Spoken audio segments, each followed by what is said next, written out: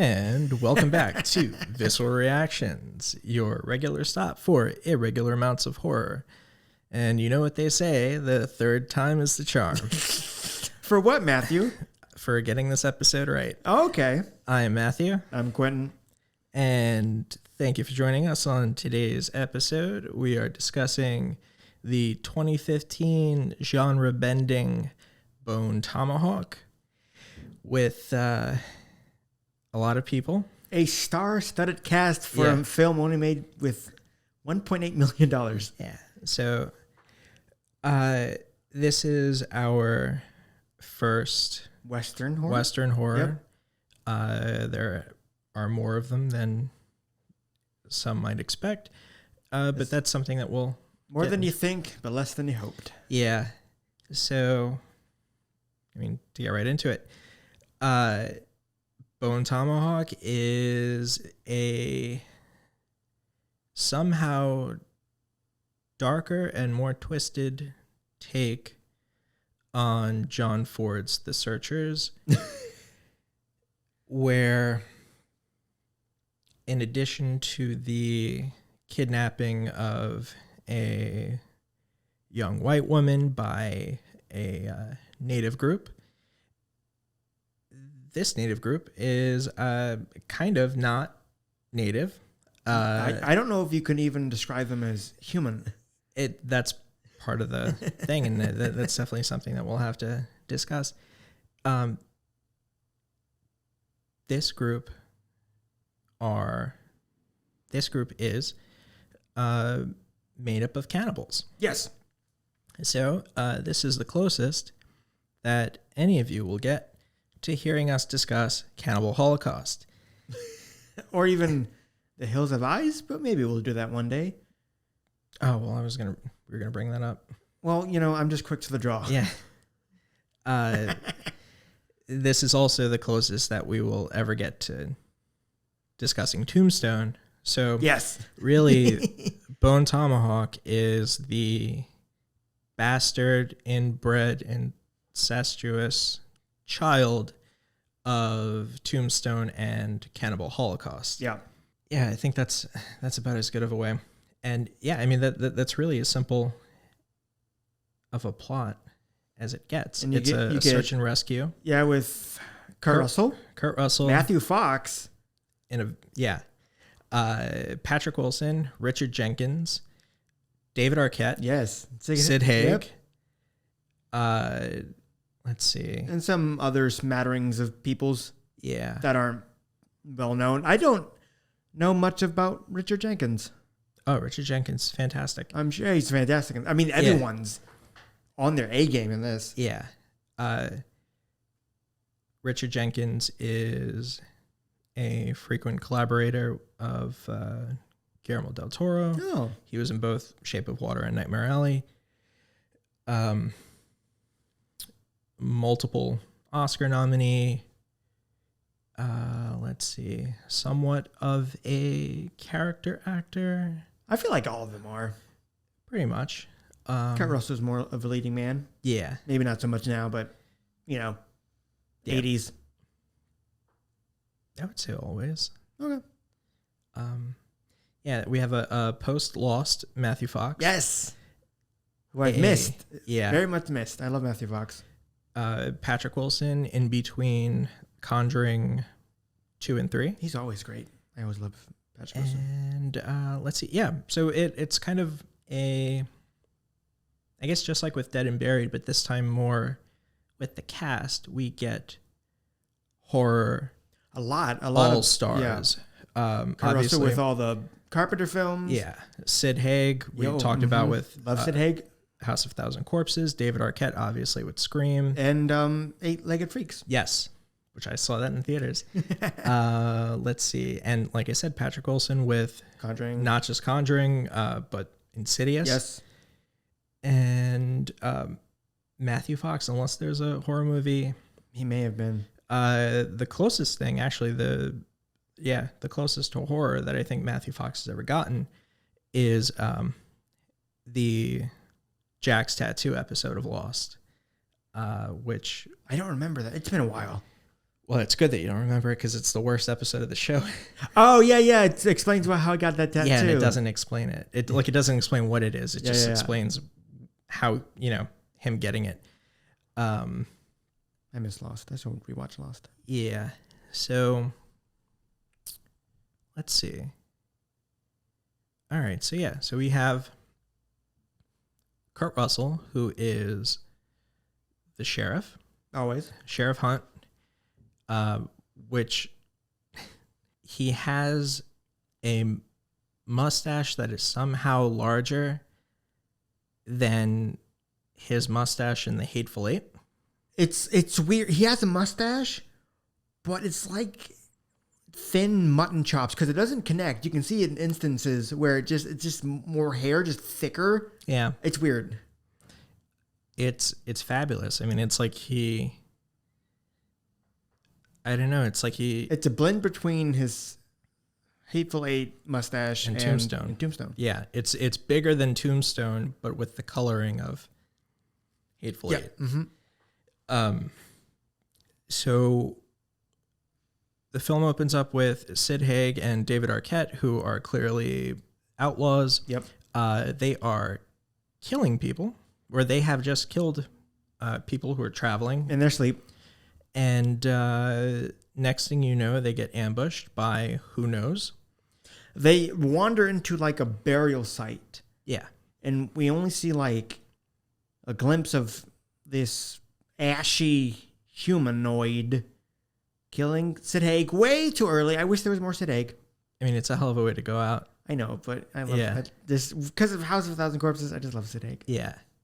And this very much in the vein of a Coen Brothers movie, specifically thinking of A Serious Man, thinking of A Serious Man, where you have an opening vignette. Yeah. I guess. Somewhat of a cold opening. That's anything but cold. It's a cold opening that connects to the plot. Yeah. And it sets off not just the chain of events that will carry throughout the film, but everything that happens is a moral reckoning of the beginning. Yeah. And so because of stumbling into this sacred ground, David Arquette, who makes it out alive, is now with a target on his back. And the town that he walks into as a stranger, as many Westerns will begin, is the town of Bright Hope. Yeah. Which has anything but. It's a population of 268, I think. Something like that. Yeah. And this is Kurt Russell's town. Yep. And then we have the stock characters. We have a good bit of the film of like mundanity. Yeah. Typical Western mundanity, which I always love. I mean, I love Westerns. And like, even though it was going at a really slow pace, it's not like to the detriment of the film because that's what I like. So I was just enjoying these characters in this town. It's interesting to note that the pacing and the runtime, from what I could tell, are really the most consistent detractions that people feel and have felt over the years. But all I'm thinking is like, it's too long. Have you never watched a Western? Westerns are long. Well, I don't think it necessarily has to do with the fact that it's long. I mean, Unforgiven is pretty fucking long. I mean, a lot of them tend to be, closer to 2.5 hours than not. But I think the thing is that there is so little that actually happens in the bulk of it. That's what I love, because you get to know these characters a bit more. And I think that's why this is a neo-Western way more than it is, I think it's typical Western. Typical Western with horror elements. There's nothing, because neo-Western is like, it has that like Logan, is a neo-Western. It has that Western vibe, but it's set in a more modern time. It's set in the Old West. You could argue it's a neo-Western because it was filmed in Well, I think it's a neo-Western because it is aware of the structure of the Western and does what it can to undermine that structure when it's to the benefit of the film. So, for example, the pacing. Look at any of John Ford's movies or like any Western from the 40s or 50s or 60s. Oh, 60s had massively long Westerns. And there's a lot happening. Yep. But you don't get as much of the journey per se. Or the scope. Because Westerns like that had like a ton of so many people in it. And you got like the sweeping, the dun dun dun dun, the big booming score, and just the sweeping pans of all the big town and all the people and so much happening. But this is doing the Jaws. This is the Jaws of Westerns. Because just these group of men going out to hunt the beast. Mm-hmm.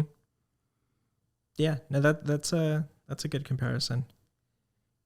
And I think like a good hour of the film is set in the town, and the rest of it's set in the desert, much like how the first hour of Jaws is on the island, on Amity. Yeah, the rest is on the Orca.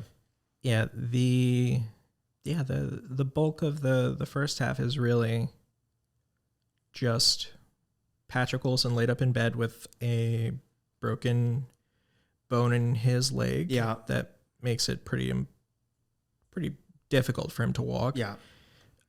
Being taken care of by his wife, who ends up being abducted. Yep. And who is also the town nurse. Yeah. Matthew Fox is a dandy. Yeah.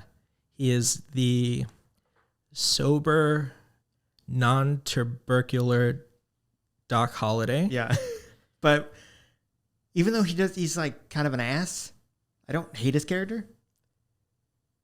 Yeah, because there's logic in his bluntness and his coldness. Yeah, and that's not revealed until much later. Yeah, but yeah, he's very cosmopolitan. Yes, and then Richard Jenkins is Chicory, who is the deputy mate.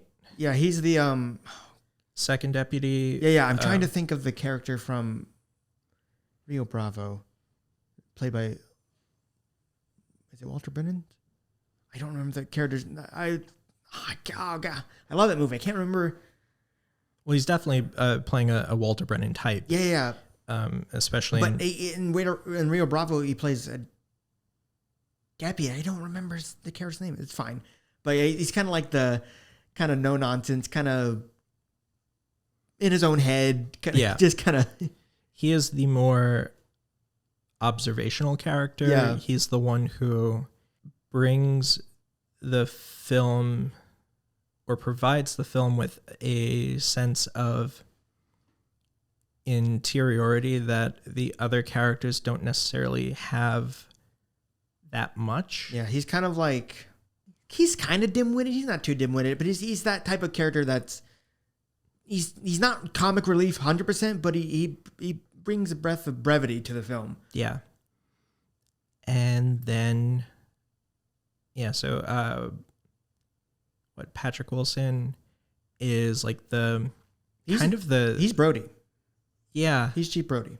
Yeah, I don't know, I kind of feel like, I don't know, maybe there's not a clear cut, but I would feel that Sheriff Hunt is more like Sheriff Hunt's driven by obligation. I know, but like the camaraderie between him and Matthew Fox's character, it's much like a Hooper and Quint, because Matthew Fox is Quint. Yeah, I guess so. Yeah. I know it's weird not having the sheriff be Chief Brody, but that's how. Okay. Yeah, no, Matthew Brody. God damn it. Um, yeah, Matthew Fox, and then Patrick Wilson. That's what I was. Yeah, Patrick Wilson is the classically good, Morally good. yeah, Yeah. He's the hero, kind of. I guess, Yeah, it's maybe. we'll explain. Um, They're all the heroes, but he's like, he has the most. See, I don't think there are any heroes. I think that's part of what the film is getting at, and that's also why I think it's more of a neo-Western, because it shows in the end that the whole idea, the binary of hero and villain is not applicable to the Old West, because everyone has committed something atrocious. So I think, like, Well, Matthew Fox character, yeah, because he's boasting about killing 117 Native Americans. So he's like morally gray, but like the rest of them, they're just there to get their deputies and wife back. they all kill someone by the end. But that's kind of more pure self-defense. Is it? They go into their territory. They go, oh, well, Yeah. See? See, that's the thing. Like, it's more, I think, of a moral gray zone than anything. Like, I'm not defending slaughtering Native Americans by saying self-defense, but they were literally like, well, yeah, I mean, it's a gray area. yeah. So, yeah, so the bulk of the film is them traveling to find their deputy and Patrick Wilson's wife. Yep. And David Arquette, because he is the one who has brought all of this. The troglodytes. What a name. Yeah. So What a just ancient primordial name to name like quote unquote villains of the film. yeah. Troglodytes. And so, Cave dwellers. yeah. So here is where the film sets up what you expect to feel or how you expect to view it, and why you are immediately going to be undermined in your expectations. So before their journey begins and they're trying to figure out what happened, because David Arquette, the nurse, and the deputy have all been abducted, and I guess like one of the few native characters or a few native people who are in this town. Yeah. I recognize the actor. He's in like, I don't know his name. He's in like Longmire, the show Longmire. Okay.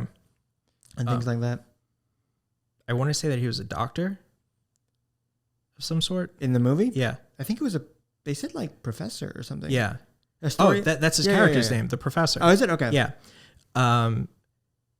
He's the one who tells everyone that the people responsible for this are the troglodytes. Yep. And that they are cannibals, and that you can't call them natives. Right. Because they are beyond that. And that they, because of their ancestral long line of inbreeding, Yeah. that they are somehow subhuman. Yeah. And by telling us this, we automatically are put in the position of looking at these troglodytes, which, exactly like you said, the name sounds like a fossil. Yeah. Like they're this ancient thing that's just been awoken. They're not they're not presented as human. And so, and even like their anatomy, which we'll get to. Yeah. So here, the professor, a native character, is telling this room of white men that the people that they are going to hunt down are really not people. And so I believe that by doing this, the professor is also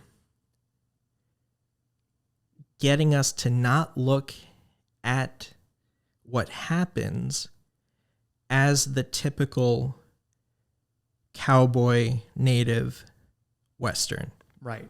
This isn't The Searchers, where John Wayne is hell-bent on killing natives. The villains of this story are not like the Apache or the Comanche. This is a fictitious group. Yeah. And because of that, we don't have to feel bad about them being killed. Yeah, it gives the film a reason. Yeah. So it's a very interesting moral ground to put your viewer on, because they're obviously human. Yes. No matter like what atrocities. Yeah. And whatever, deformity due to inbreeding, like, they're still human. But because of the information that we're given, we can be a little bit more comfortable with what we're about to see. Right. And that comfort is where we have to address that we are comfortable in seeing this, that it's easier for us to consume the image of someone being slaughtered because we've been told that they're subhuman, as opposed to anyone else. Right. And that position is really the main reason why I think that this is more of a neo-Western in line, really more with like No Country for Old Men more than anything. Like, we can't look at anyone's actions as entirely good or bad. And the second that we do, we are like instantly challenged to think why. Yeah, because classic Westerns always had the two sides. It's right down the middle. Yeah. Like, there is no, like, John Wayne is going in, William Holden is going in, Jimmy Stewart's going in. They're killing whoever needs to be killed. They're rescuing whoever needs to be rescued. And at the end of the day, they're riding off on a horse and everyone's okay. I mean, the only like other Western I can think of that has any sort of moral ambiguity, albeit how like small it is The Man Who Shot Liberty Balance. Yeah. Yeah, that's definitely one of the... I think that's during like the 60s they were making more complex Westerns, because there was, I forget the name of the title of, was everyone where John Wayne gets shot in the back? Because like there was a whole big hubbub about an actor, a really famous and well-known actor who was a villain in a Western, like shooting John Wayne's character in the back, and he was just like vilified for like the rest of his life. I think I'm saying that correctly, or like describing that correctly. Because like in Westerns, you don't have... Was that like Lee Marvin or someone? It may be. I don't know. I don't remember. But regardless. Yeah, like it's... I think after the Searchers in 56, we start to get... Oh, yeah, like especially with spaghetti Westerns and all that. Yeah. Clint Eastwood, the morally gray... Exactly. Westerns. And really, after Once Upon a Time in the West and... like the Man with No Name trilogy and, stuff like The Wild Bunch and all that, like all of these Westerns where the violence becomes even more violent and being a cowboy doesn't look as neat as it did when the Lone Ranger was, prim and proper, like going around, not getting dirty and just like very cleanly. Yeah. Saving the day.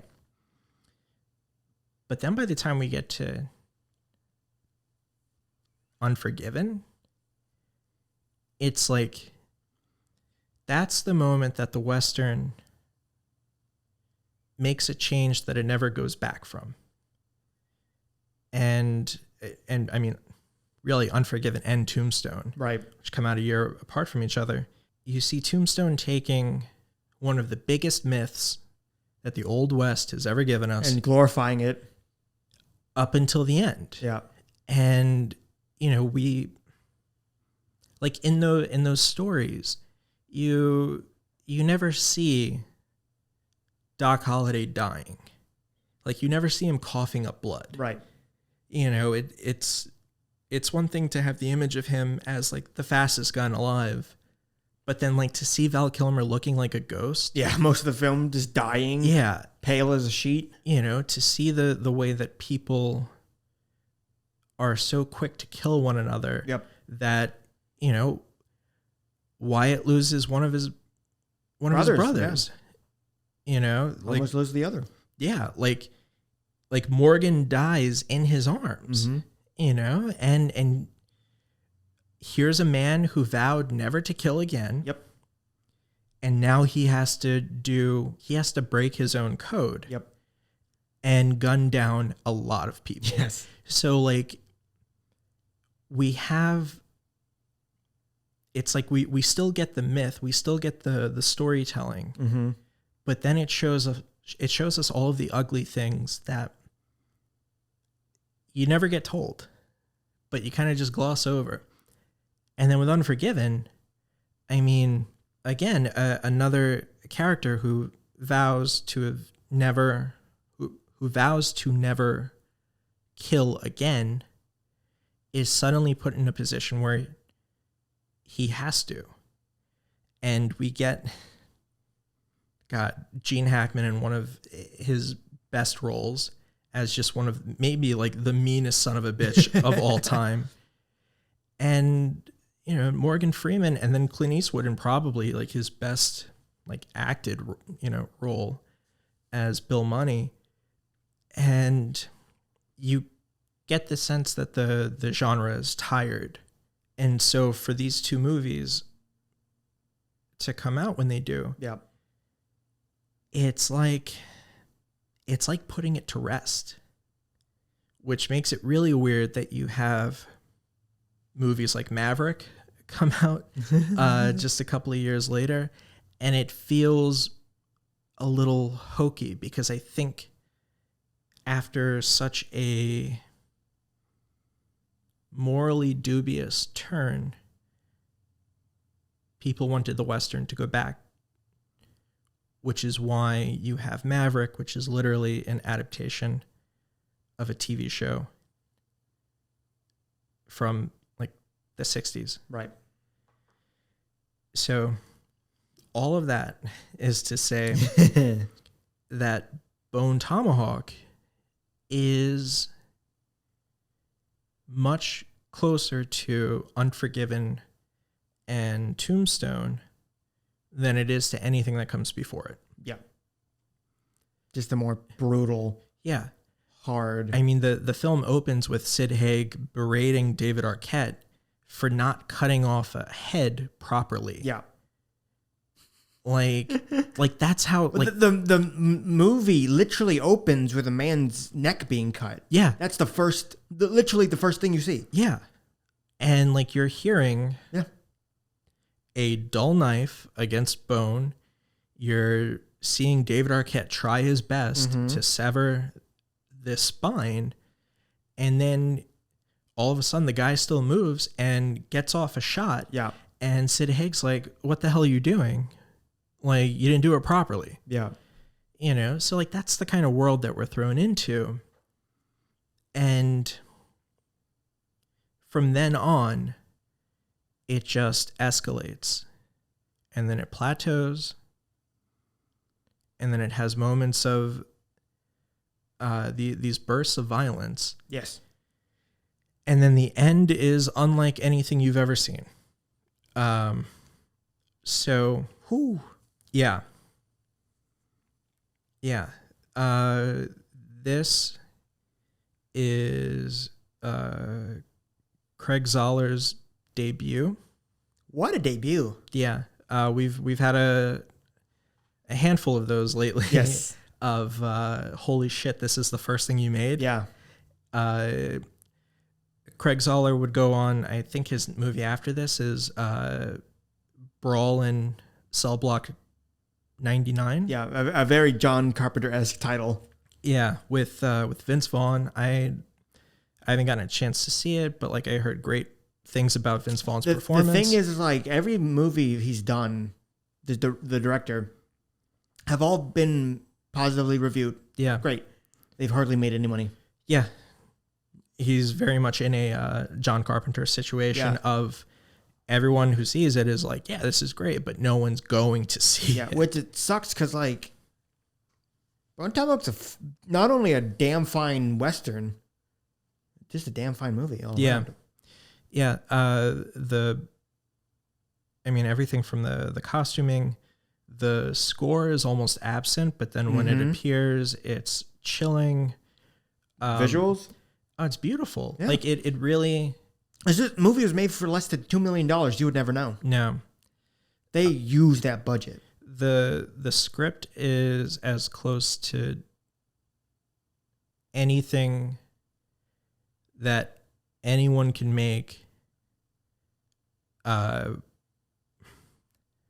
script is closer to the Coen brothers than anyone could probably make in regard to a Western, who are not the Coen brothers. Yeah, and it's not like because they all sound and feel like they're in an old timey in the Old West. Yeah. One of the standout lines is Kurt Russell saying, "What are you doing in my breakfast?" He's so good. I know. Like dialogue, like just that, like how it's phrased. Yeah. Stuff like that.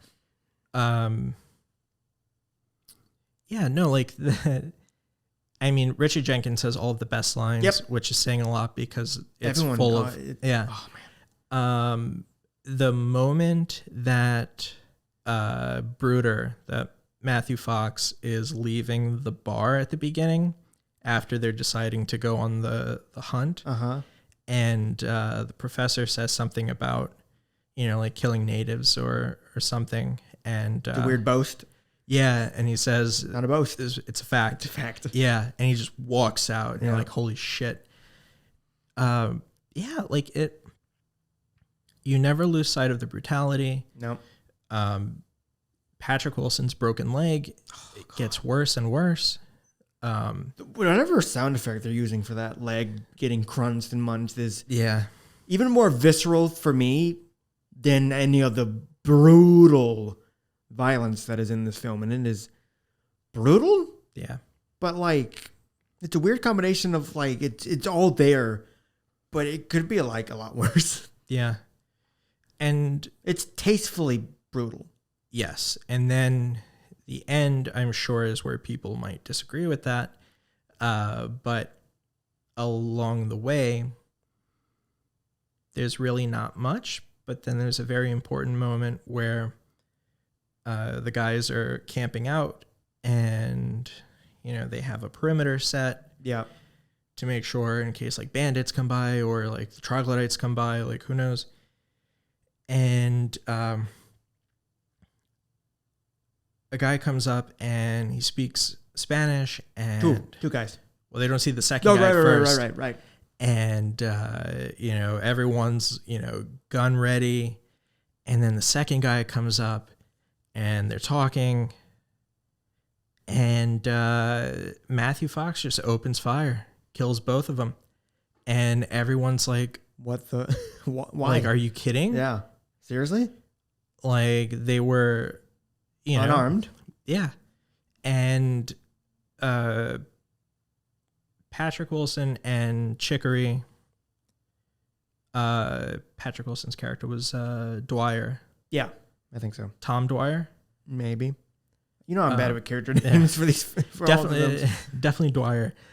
So Dwyer and Chicory are like disgusted. Like Chicory can't even like handle. Patrick Wilson was asleep though most of the time. Like, they had to catch him up to speed of what happened. Like, And Chicory goes over and he sees like one of them is wearing a cross. Yeah. And he just walks back, and it's a moment like that where I would struggle to find anyone who could think that the film is condoning what it shows, because that is a moment where clearly this brutality is not okay. I feel like all the brutality in the film is unnecessary and unwarranted. Not like as a pious point of view, but like that's what it's trying to get the point across is. Yeah. It doesn't have to be this way. Exactly. For any of it. So when we get to the end, this is really where the horror comes in. Because for the most part, aside from the opening, it's been a pretty straightforward Western. Yep. But then when the gang gets close to the troglodyte encampment, then all of a sudden they're in an unfamiliar territory. This is even before they get to that like canyon ridge area. Yeah. Mm-hmm. Like, yeah, they haven't even gotten... They're like out in the open. And they see the opening in the cave. Yeah. So they know that they're in the right place. And this is after they're in the canyon, because Matthew Fox is like, give me 30 seconds, and if you don't hear from me, go. Right? And they go in, and then they're out in the open field. I don't remember. Yes. Yeah, because he goes in, throws the rock. Yeah. Yeah.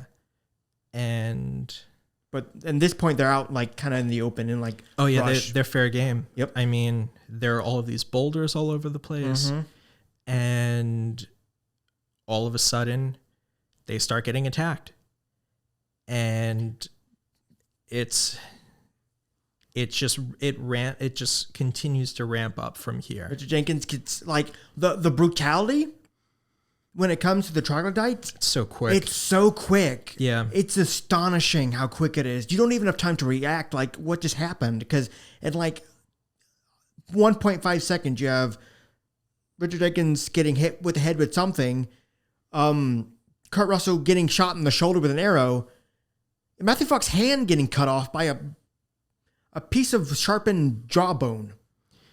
And a bone tomahawk. That's where we find out what the bone tomahawk actually is. Just like, and that's the crazy thing is, I didn't register his hand got cut off. I just thought he got wounded, and he's like this reacting badly until I saw it on the ground. Like, what is? Oh my God, I didn't even know. Yeah. Yeah. Because I thought it like hit an artery. Like his hand was still there, but it hit like an artery and he's bleeding out. But like, no, his hand's gone. Man, yeah, the bone tomahawk is really like it's half of a cattle skull. And it looks so blunt. The teeth are still intact, like on that side. Yeah. And I think it's just been like filed or something. And clearly, this thing is just sharp as shit. Yes. And it just does a lot of damage. And so, they've been taken captive now. Yes, because Matthew Fox tells the rest to like. At this point, like they left Patrick Wilson behind because the leg got so bad. They gave him some opium, did a little surgery, like. You stay there. We're going to leave trails for you. He's like a day behind. Mm-hmm. And Richard Jenkins and Kurt Russell get taken. They get brought up into the cave. Yep. And this is where we find out that Mrs. O'Dwyer and alive. The deputy. God knows what has been happened to her. But well, we definitely know David Arquette has been eaten. Yeah, he was lunch. Yeah. And so there's this like giant pit that I guess they like cook people on because it's a really hot fire. Yep. And this is where we witness the thing that I believe has disturbed people the most about the movie. Yeah, it's the most Like, in your face brutality yeah. I've seen. I can't think of anything at the moment, but like this is up there. Like, so the deputy gets brought out of the cage, Yeah. and Sheriff Hunt and Chicory are talking to him. They're telling him that there's a cavalry coming, that everything's going to be okay. And meanwhile, like 2 or 3 troglodytes are undressing him, and then they turn him upside down. They do something else first. Do you remember? No. They scalp him. Oh, yeah. I can't believe I forgot that. Yeah, they scalp him right in front of. They scalp him, take that bit of hair and skin, push it in his mouth, and take like a stake and ram it into his mouth. Yeah. Painfully. Yeah. And then what do they do, Matthew? Then they turn him upside down, and the troglodytes are massive. They're strong. Like, You can tell. They're huge. like these guys are all at least 6 foot. Like, we're talking NFL running back types. Yeah, Like, they massive. are solid and damn near indestructible. So 2 of them grab up the deputy, Yes, by the legs. and then they hold him while the third takes One of the tomahawks. one of the tomahawks and then goes to split him from the groin down. Yes. And once he gets about halfway through cutting down, the other 2 rip him apart. Not fully, but like Enough. a human pinata. Oh, He's like a wishbone. yeah. And Just spills. and yeah, and then like guts just come out, and it's bad. And everyone, like Mrs. O'Dwyer is like, holy shit. Chicory's like gone, and Sheriff Hunt's he's yelling at them. Yeah, and he's just looking. Yeah. Like he does. No one has ever seen this. Yeah, no, it's like while watching it, I was like, holy shit. Yeah. Like, I've never. I knew it was coming because I that's the bit I know about the film, but I didn't expect it to be like that.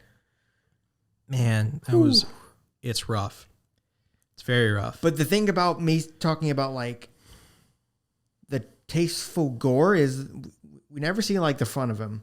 It's always in the back. You always see is the butt, and like some of it's obscured in shadow. Yeah. So you never see like it's always silhouetted. It's not gallons of blood pouring out. Yeah. Even the scalping is. That one's a bit gratuitous. Yeah. So. But it never goes to like massively over the top. I think it's very realistic. Yeah. And.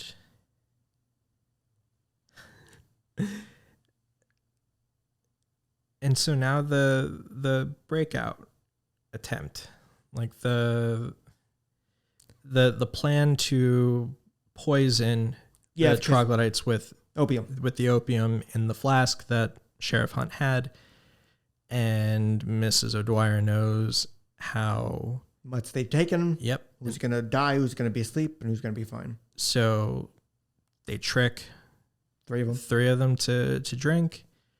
And they like spit some of it out, but then like keep drinking. Yeah. And then when they realize what's happening, they grab Sheriff Hunt, and they drag him out, and they lift up his shirt. Oh God, I forgot about this part. And they like cut into His stomach. Yeah, into his stomach. And you would think, oh, maybe they're gonna like take an organ out or something. No. if you had watched just a couple of minutes before, you would have seen one of the troglodytes take the flask and throw it into the pit of burning coals. Well, now that the flask gets picked up and shoved I forgot. into the abdomen, the open abdomen of Kurt Russell, who is like, he was screaming in pain because they'd cut him open. They were about to gut him. And like now they just like, well, one, they probably cauterized the wound, but two, there's that was a big wound. They didn't. Yeah. There's a flask in his kidneys. And so he's just like there with this flask and no one can do anything. No. Yeah. These troglodytes, they're scary. Mm-hmm. Like, just the way they act, their screams that they make. Oh, yeah. That's terrifying. Yeah. If you heard that in the middle of the night. Get the fuck out of here. There is no way to describe these sounds. No. And the reason is, as we find out when O'Dwyer starts making his way back and to them, is able to kill a couple of them. The bullets work very well. Yeah. He finds out, and we find out, that they insert almost like a reed. I don't know if it's inserted. I think what it is just part of their anatomy.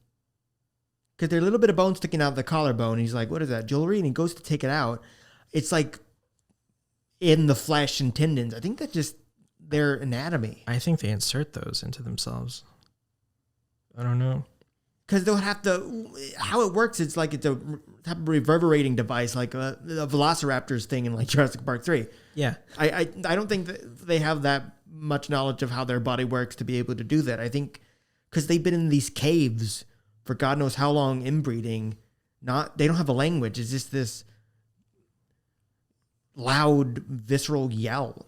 That's not even that doesn't even describe it. No. I think it just makes them more not human. But it's sticking out is the thing. Like, what I think... Well, it's because like they've been doing so much inbreeding, they're deformed. Well, I'm thinking of it as the way that some native peoples throughout the world will use jewelry or other small objects and kind of like grow with them or into them. I think that's what he thought it was, but if you like look at it at the thing, there's like no indication of it, a wound or like a scar being put there. I think that's just their anatomy. That's my takeaway of it. You could be right, completely right as well. I don't know. I guess I thought that he like had to carve it out of his neck. He did, because I think it's because it was connected with bone and tissue and stuff. Yeah. Or it just could be like something they placed in there. It could be either. But it's what gives them that just ferocious. I can't even I don't even know how to describe it. But he uses it to trick them. He figures out that it's the way to get them out of hiding, and continues to kick ass. Yeah, with one leg. And so by the time he gets up into the cave and frees everyone, they realize that Kurt Russell is going to die there. Oh, yeah. And that they need to get out ASAP. Mm-hmm. And so Kurt Russell has a rifle with 3 bullets. Which they almost figured out how to use, the troglodytes. Yeah. They're smarter than you think. Yeah. Yeah, when the one figures out to reload. Yeah. Because it's a repeat rifle. Yep. And Kurt Russell has 3 bullets. Yeah. And, or at least, no, there are 3 of them left. Yeah. They said they were on 12 and, before they got up a few, but it's really Patrick Wilson cleaning house, taking them all out. And it's so they get out of the cave. You hear 3 shots. Yep. Kurt Russell is dead. I mean, he was he's not making he's got hit with an arrow. He was shot. He's bleeding from the mouth. He's not that's the rule of any like movie. If you're bleeding from the mouth, you're gonna die. You're not And it ends. Then it's assumed that they make it. Back. Who knows? Yeah, who knows? And the last thing that we see is Chicory throwing this rock, like just onto the ground. Yep. And that rock is the thing that he picked up during the ambush to defend himself. Yes. And so this is the moment where the violence ends. Yeah. It's like the proverbial caveman putting down the Unga Bunga rock. Mm-hmm. It's over. No more.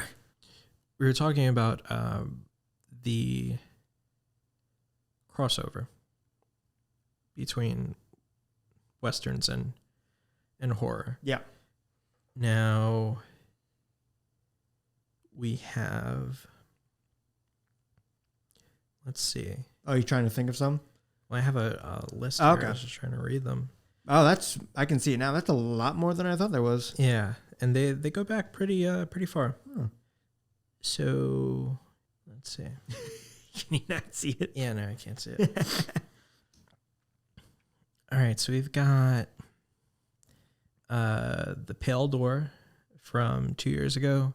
What's that? I never heard of that one. It's a thing. Okay. The Wind from 2018. I haven't heard of any of these. The Burrowers from 2008. Dead Birds, Ravenous, God Monster of Indian Flats, Billy the Kid versus Dracula, Jesse James meets Frankenstein's daughter. What? Then you've got, those two were in the 60s. Curse of the Undead in 1959. Riders of the Whistling Skull in 1937. Wow. And, some others. Vampires. John Carpenter's Vampires. Oh, yeah. I didn't know that was a... And then... So, for whatever reason, any list that I found has From Dusk Till Dawn 3 on there, but not the first one. So for From Dusk Till Dawn, I think of in vain as the neo-Western because it's that Western feel. There's like a movie with cowboys and a dinosaur that Mystery Science Theater 2000 did, one of the newer seasons. I feel like there was one more. So there are two that I never thought of because I have not seen them, and I wouldn't think Clint Eastwood would do a movie like these. He did a Western horror? So High Plains Drifter and Pale Rider. So High Plains Drifter, I want to say, was the first thing he directed. His character is supposedly returned from the dead. That's weird. And this Clint Eastwood and Supernatural doesn't mix to me. Yeah. I guess with the only... He did the psychic movie with Matt Damon. Did he? I don't know. I don't know. What was it? I mean, he was in Return of the Creature from the Black Lagoon. Yeah. That's his first feature film. That doesn't count. What was... My Clint Eastwood filmography is very, very, not good. It was... It's like something like a psychic term.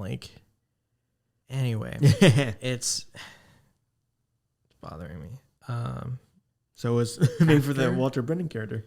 What is after? I think his character's name was Stumpy. I could be wrong. The Hereafter. Okay. The Hereafter. That's a psychic term? Well, I thought it was. It's just the, you know. Anyway, deja vu with Denzel Washington. Yeah, Matt Damon's in that. But Clint Eastwood just directed that. Okay. I guess what's weirdest for me is that he would be in something where there was any supernatural element.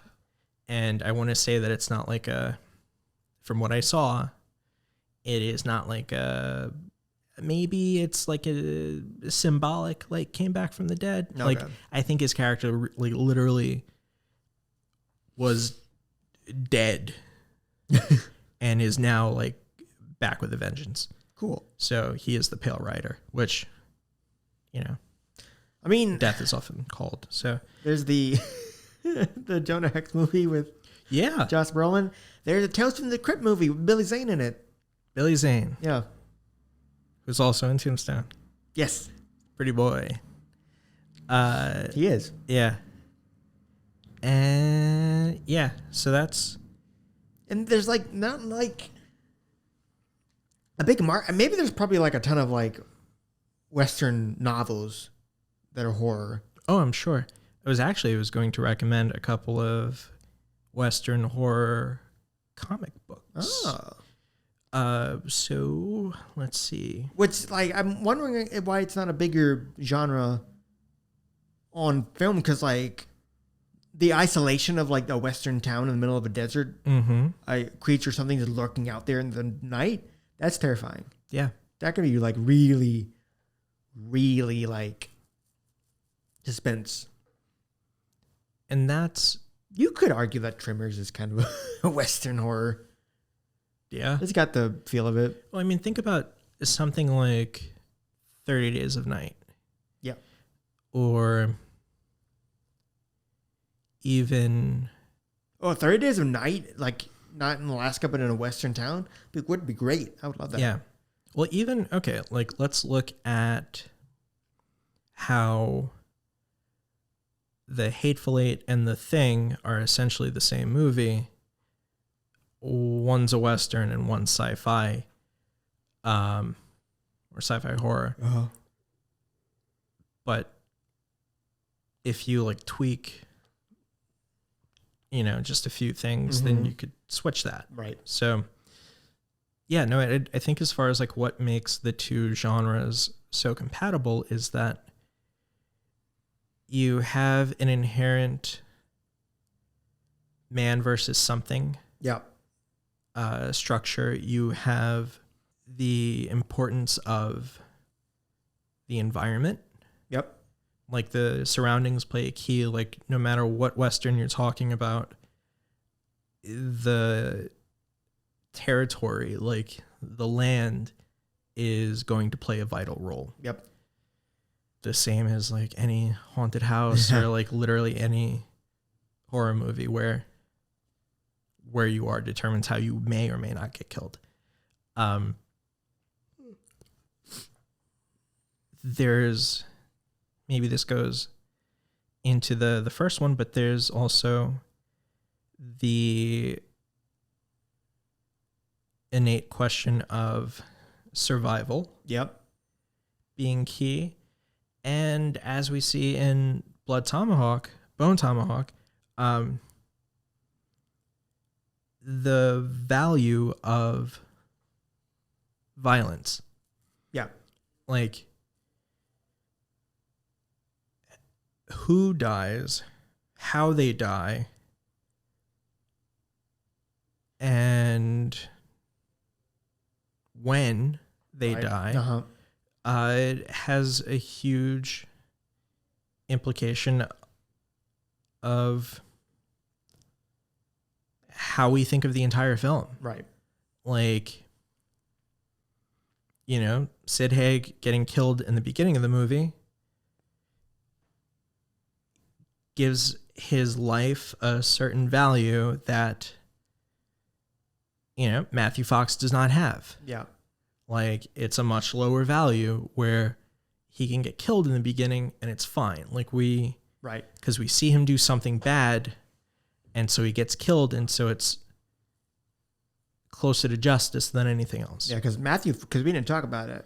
Matthew Fox's death was set up to be an explosive blaze of glory because he had the dynamite, but he just got him in the face, and that was quick. Yeah. Or like we don't see it happen, but like when they're being dragged, Richard Jenkins and Kurt Russell being dragged back to the cave, like they just see like a tomahawk in the face. He didn't go out like he wanted to. He didn't go out like the hero No, that he thought he would. no. Yeah, and that's, so even with Bruder's character, who everyone keeps asking him, how many natives have you killed? Right. And he doesn't want to talk about it, and he just says like a lot. Yeah. And then he tells, because Chicory really wants to know. Yeah. And he finally tells him, like, after he's been hit, like, as he's dying, he tells him he's killed 116 16, okay. That's what it was. Native Americans. That's a lot. That is a lot. That's a lot of human beings. Yes. And he says this, and we find out earlier, or before that the reason why he is so hell-bent on this path and is as bigoted as he is because his sister and his mother were killed in front of him by natives when he was a child. Right. And so in his eyes, the savagery that was bestowed upon him, he is returning the favor, except he has done it to such a degree that it is no longer justice. Like it is far, Yeah. that's like a personal Vendetta. Yeah, it's a genocidal warpath. Yeah. So Reminds me of Kristen Bale's character in Hostels. Hostels. Yeah, Fantastic movie. absolutely. This has a lot of similarities. Yes. To that, even like you can tell like they came out around the same time. They did, yeah. Because Hostels was a couple of years after this, 2017. something like that. Yeah. Great, fantastic film. Great film. And that's another movie where, you have a white character having to face his own prejudice Yep. in order to do his duty as a Union officer. And escort these Native Americans. Yeah, it's a nice little take on 310 to Yuma. Yep. Oh, I love 310. The remake's great. I love the remake. With Christian Bale. Yeah. Yeah. But yeah, it's something like, even with all the examples, it's something that is surprisingly not as common as it could be. Yep. But let's see. Oh, yeah, I mentioned the comic books. There's a couple that I'm reading and a couple that I'm aware of. One that's pretty cool that just started is called West of Sundown. Ooh. And this soldier during the Civil War is bitten by a vampire. And she, like, the two of them, progressively being immortal and everything. And then something happens, and because she's removed from her casket with the soil in it, it's, she's starting to die. Right. And so like they have to like go like, I think like cross country to get it. And so it's the like Western like escapade with vampires in it. Westerns and vampires work. They're really good. I mean, Near Dark is another example of that. And then, what was it? I think the first chunk of issues of this comic called American Vampire. Mm-hmm. Takes place out west a while back. Then you got Blood and Shadows. Redneck is really fun. It's about these Texan vampires who refuse to eat or refuse to prey on humans. Oh, okay. So they prey on cows, Right. kind of like in Salem, that was in Return to Salem's Lot. Yes. Yeah. And with the cows, they run a barbecue joint. So like the cows then go directly to the barbecue. That's great. That's like a wholesome Texas Chainsaw. Yeah, exactly. And no one gets hurt. No. Cows get, cows maybe get hurt a bit. Yeah. I mean, the cows get hurt because they become They're food. dead. Yeah. But no humans, because I guess that's fine, even though it's not. Yeah. That one's by Donnie Cates, and he's a fantastic writer. So I'm sure there are plenty of Western horror novels. Yeah. The most prominent Western horror media I can think of is Red Dead's Undead Nightmare. Oh, the Red Dead Redemption game? Yep. The DLC was like a pure zombie expansion. It's pretty good. Huh. I haven't played either of them. I've just heard. Well, I don't have a PlayStation, so You don't have to play Red Dead on a PlayStation. You can play it on Xbox. I thought it was PS exclusive. No. You just play Red Dead. You don't have to play the second one. Okay. I can't think of anything else with it.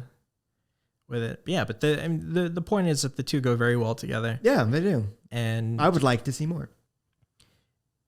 And even though sci-fi horror gets the bulk of attention, because there are so many, and there's so much you can do with it. Yeah, but I think the horror western definitely deserves its due. Very underrated. Yeah, this one's not even like in the supernatural element, just scary. Yeah. I think it's like the most unique Western horror you can have, because it's just the feel of it, and with like this quote unquote threat. Mm-hmm. Because it doesn't treat it like a slasher. It treats it like a. Yeah, this doesn't. It's like Jaws. I just think it's like very much like Jaws in a way. Yeah, like this never has the feel of like The Hills Have Eyes. Right. Like it just has a complete different tone to it. 90% of it's a pure Western. Yeah. Didn't just get like the last half hour and it's a rough time for all. Yeah. No, this would definitely be a Western horror, not a horror Western. Yes. Yeah. No, it's highly recommended. It's on Tubi. I just rented it from YouTube. What the fuck? It's $3. It's free. It's free on the Tubies. That's what they say about like Peacock, but I couldn't watch less Exorcism on Peacock because I wasn't subscribed to it. So I don't trust anything free anymore. Oh, no, but oh, no, because I have cable, so Peacock works for me. Son of a bitch. No, but Tubi is completely separate. Okay. Then I'll start watching it on Tubi. All right. Yeah. There you go. So, Tubi, if you want to sponsor us, it'd be great. Sponsorships would be great. Yeah. Any sponsorship. Please. What was I going to say? What do we got next week? The Other Lamb? Yeah, Other Lamb. It looks like Midsummer Meets the Witch. Yeah. Which as we have covered many times in the past, will either mean a very good thing or a very bad thing. Or a very bad thing. So if... It's 50-50, I'm thinking. If anything, join us for that episode to find out which one it is. Yep. Because neither of us have a clue. No. What else? Is there anything happening in the world that we need to address? No. Do we ever? I don't think we do. Anyway, I guess that'll be it. Okay. We get our jobs from Ghost City Studios. I don't know if you can see. Yep. Ghost City Tours behind me. They pay the checks. They write the checks. Pay the checks. Same thing. Yeah. Whatever. They pay us. And as long as you keep listening, we still have jobs. Yep. I mean, that probably has nothing to do with it, but it's nice to think so. Yeah. So, yeah. All right. Well, thank you for joining us on This week. on this wonderful, wonderful week. And if you come back next week, then it'll be a daisy if you do. So, I am Matthew Jimenez. Skin that smoke wagon and see what happens. Hurts, don't it? You're just gonna stand there and bleed. I'm your huckleberry.